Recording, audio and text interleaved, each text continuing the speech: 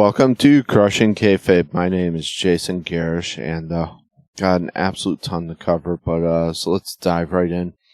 Before we get into the wrestling stuff, I'd like to wish happy birthday to Jerry Only of the Misfits. I think he turned like 65 yesterday, so happy birthday to him. I got to meet him on one occasion after they played in Meriden, Connecticut, actually. Got to hang out with them. That was really cool. It was a place called The Reserve where I used to play all the time. That was definitely awesome. I like the joke that both places I've seen the Misfits I get to play, so I should go see them more. Probably because I played both the Toad's Place and wow, brain stopped working, and at the Reserve. Wow. Toad's Place, by the way, has a documentary that's coming out, which is really cool. And speaking of films, last week I mentioned the project that this individual Cody Flock is working on called The Crow: Days of Sodom. Really interesting. I've been following it. I'm part of a group of a few The Crow fan groups, so I get a lot of information regarding that and things coming out. Now, this is a film. This is a fan film. It's not affiliated with the remake, which is coming out later on this year. This film is actually scheduled to be released next year. And if I'm not mistaken, I could be wrong. I think it's going direct to video, or possibly maybe a limited theater run. I'm not sure, but the interesting thing, like I said, I mentioned this. I kind of gave my reaction to the teaser trailer that was put out last week. And I sent a message to the actor/director of the film. And he actually called me a few days ago. So if his heart is definitely in the right spot. You know, he's trying to produce a quality product that what's the word I'm looking for? Wow, like I said, wow, my brain, I turned the record button on, brain stops working.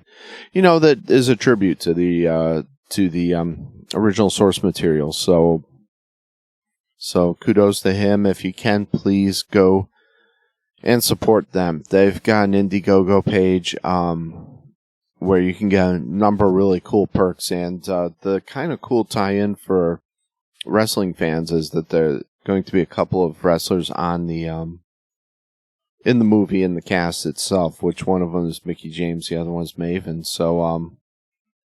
So that's really cool. So head on over there, please, because I'd love to see this thing get funded. I would really love to have people support this and get this thing made, because I think it's going to be really cool. And for all you know, I might even be involved at some point, which would be really cool. One of the things I mentioned was I asked them, since I'd been a production assistant at a television station, and I've done directing, I've done audio, I've done camera work, whatnot. And I've been in front of the camera, behind the camera. I kind of volunteered my services. So we'll see what happens with work and all my schedule panning out. So we'll definitely see if that's workable. So hopefully it is, you know, and hopefully not getting a bleed from the background noise here, but yeah, that would be really cool if I can get to work on that. It'd be really cool. But once again, I'll share that link in the description. So please, if you can, support this guy and support this project, because that would be amazing. And once again, I'd love to see that get made, and I'd love to see more tributes to the Crow, because I love James O'Barr's work. I love the original book. I love the original movie with Brandon Lee, and I'm not saying anything against the remake. I haven't seen it yet, so I can't pass any judgment whatsoever on that. But to me, you know, Brandon Lee definitely exemplified what Eric was in The Crow. Let's see now. We had AEW Dynasty occur last night. Good card, actually. Not a half bad card. I mean, I haven't watched it yet, but man, just looking at some of this, like Will Ospreay versus Bryan Danielson, there's a match I definitely want to see. And I guess Ospreay won that, which makes sense because Danielson is winding down his career. He probably wants to put over as many people as possible. Like I said, I hope the background noise is not coming out through. If it is, I apologize. But now we let's see. We had AEW World Championship match with Swerve Strickland versus Samoa Joe, which Swerve won the title. I think that's a smart move. Swerve is hot right now. I'm hoping that he does a good job. I'm hoping they keep the belt on him. We had Thunder Rosa versus Timeless Tony Storm. Got real mixed feelings on this because I'm a big Thunder Rosa fan, and looks like she did the job for Tony Storm. Man, I just want Thunder Rosa to come over to WWE.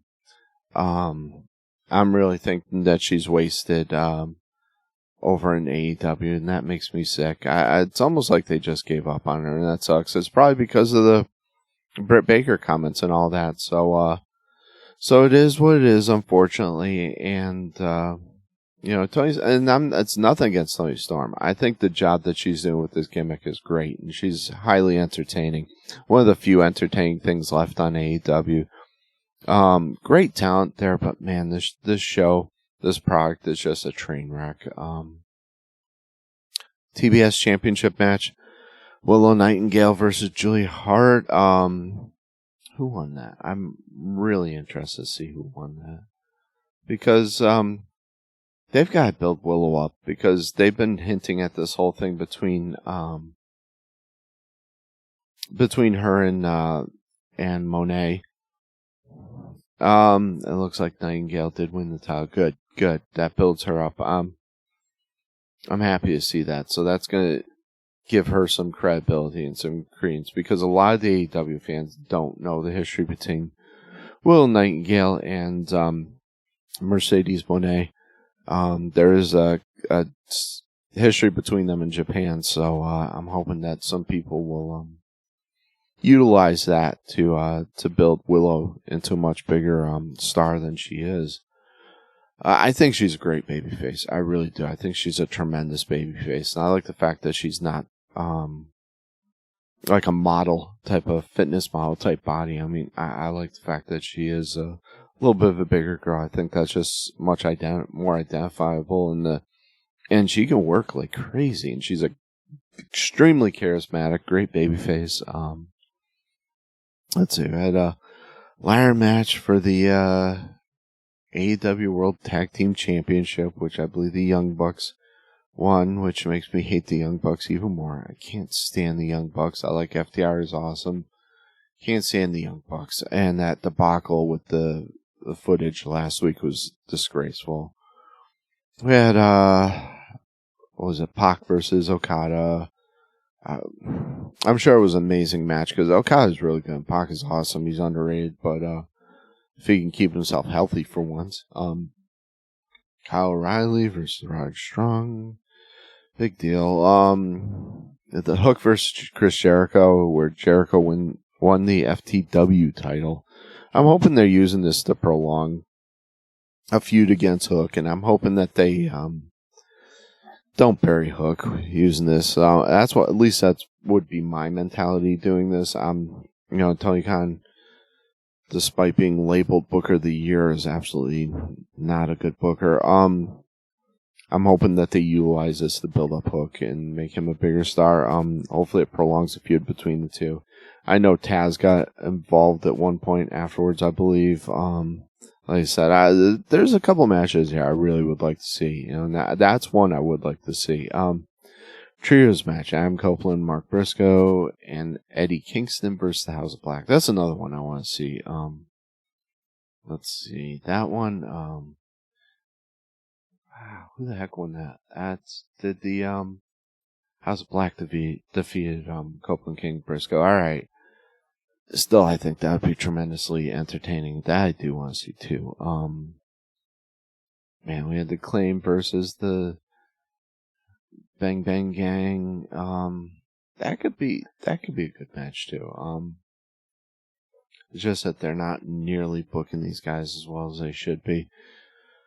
Some good, solid matches there. Like I said, I would like to see this if I can get my hands on a stream or something. I would like to see this, but still, AEW just man, I don't even know what to say with AEW. It's the Titanic at this point. But back in WWE, we had some moments. We had Monday Night Raw. Unfortunately, Rhea was forced to vacate the title. I hate this. I hope it's a worked angle. I hope it's not. I hope she's not really hurt. Even if it is a worked angle, the only thing I think they're trying to do is build up Liv to make her a more viable opponent for her. Because if Liv genuinely hurt her, oh man, that's horrible. I would probably fire her at that point just because you just hurt the top female draw in your company. Man, I hope that's not the case. But when Rhea comes back, she's going to be a gigantic babyface because of this whole thing. I mean, she's already huge, and she's probably the biggest women's star right now in wrestling. And to have her hurt like this, the only thing, I mean, she's going to come back with a tremendous amount of babyface push, you know. Even if they don't have her as a babyface, the crowd is going to turn her that way. I mean, there were people cheering her over Becky, and that's crazy. I mean, Sheamus returned to action, beats Ivar. A lot of people are kind of making mention of Sheamus's weight. I blinked when this match occurred, sorry, so I can't even... I seriously doubt that Sheamus is in that bad of a shape. He's probably still in better shape than 99% of the viewers watching it, so I really doubt that he's in that bad of a shape. Had an awesome segment with Awesome Truth, where actually you saw Truth get Triple H to crack a smile at one point. Truth is hilarious, man. He is such an asset to the show, and got "You Deserve It" chants, which was awesome. And he does. Ron Killings is really one of the stars of this thing, you know. And Miz is too, believe it or not. And I'm not a Miz fan by any means, but he is like that sixth man. Whenever they need somebody to step into a role, he takes it and takes the ball and runs with it. You know, he's not going to be a top star anymore, but he's always there. You know, he's always a great utility player. They did their triple threat match to determine the contenders for the tag belt, I should say. Once again, it'd be great if I could speak today. DIY is going to face Awesome Truth after they won through it. That should be a good match. DIY right now is really stale, though. I'm not really interested in them at all. You know, Maxine Dupree had her match. Unfortunately, I got to run through a lot of this real fast because of time constraints. But and she's starting to look better. She had great perfect plex. Her selling still needs work, but she is improving in the ring. So I'm happy to see that. I am. Once again, man, the match between Chad Gable and Sammy, which was the main event, and having him come out into the outside the arena and saying that he's coming in the front door the way that they first came in was great. And the one continuous long shot with the I keep saying long shots. One continuous shot with the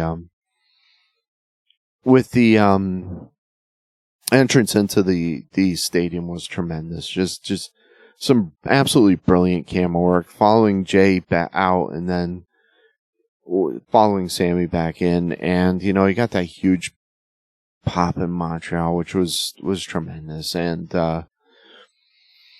really good, really good. They've done similar stuff to this. Like I know, like if you look at like Daredevil did this tremendous. One of my favorite scenes in that Netflix series was when they did that continuous fight scene shot, which is kind of an ode to a movie. I'm trying to think of it. It was a Korean film, and right off the top of my head, I can't remember. But tremendous fight scene that was just beautifully done in one shot. I mean, that can there. I know, like watch like what's the movie? I'm trying to think of Serenity did it too. Joss Whedon did it in the opening shot. Just you can convey so much emotion with that, almost like you're there when you do that. I mean, just a little directing tidbit there, which I wish. I'm glad directors don't overuse it, but you can utilize it for such great emotional effect. And great match between these two guys, which I knew it would be. I mean, come on now. It's Sami Zayn and Chad Gable. How could it not be a good match? And, with Chad ending up turning heel at the end because Sami wins. And I did, some real good moments in this. They had a sharpshooter attempt, which the crowd went nuts for. Chad with that German suplex at the end after turning heel and ripping Sami away from his wife basically was a tremendous shot too. I know it's shown up online multiple places. We had SmackDown too. We have AJ Styles beating LA Knight for the number one contender match. So in Paris, it's going to be AJ Styles facing off against Cody Rhodes, and we got the new tag team belts being presented, much like they did on Raw. I like the belts. I think they did good jobs on them. And Street Profit is going to be the number one contender. Facing off against what the heck they call his team? Jeez, Waller and Austin Theory, man. So that should be a good match. Hopefully they'll put the tag team belts back on Street Profits, because I don't think they will, though. From a booking standpoint, I think they want to further this team up between Waller and Theory. I noticed Nick Aldis seemed to get more involved this week. He was more hands-on. I don't know if they're going to lead him into a more active role. I hope so, because I do like Aldis' presence, and I do like his